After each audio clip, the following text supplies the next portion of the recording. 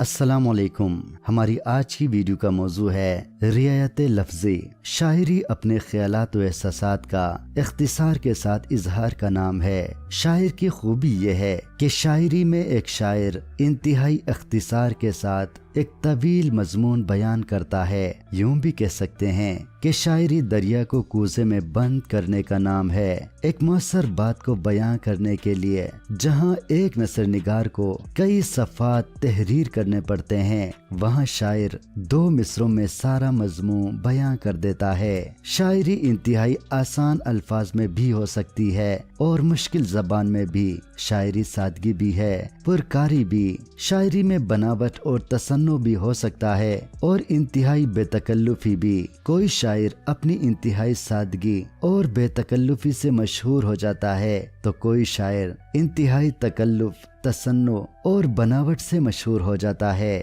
کوئی قاری سادگی کو پسند کرتا ہے تو کوئی تکلف سے بھرپور شاعری سے متاثر ہوتا ہے۔ شاعری میں جب کوئی شاعر سادگی اور بے تکلفی کو پس پشت ڈالتے ہوئے تکلف، بناوٹ اور تصنع کا مظاہرہ کرے، الفاظ کو ایسی ترتیب دے کہ جس سے نئے مفہوم پیدا ہو جائیں، تو اس صورتحال کو رعایت لفظی کہا جاتا ہے۔ رعایت کے لفظی معنی لحاظ رکھنا اور لفظی کے معنی الفاظ کے ہیں۔ لکھنؤ کی شاعری میں جہاں تصنع تھا، بناوٹ تھی، خارجیت تھی، وہاں رعایت لفظی بھی عام تھی۔ رعایت لفظی سے مراد الفاظ کی ترتیب اس طرح رکھنا کہ جس سے دلچسپ صورتحال پیدا ہو جائے۔ رعایت لفظی سے مراد یہ بھی ہے کہ الفاظ کی ترتیب اس طرح رکھی جائے کہ جس سے دلچسپ سی صورتحال پیدا ہو جائے۔ مثال کے طور پر اے بی اور بی اے، اسے اے بی نہیں آتا، میں بی اے ہوں۔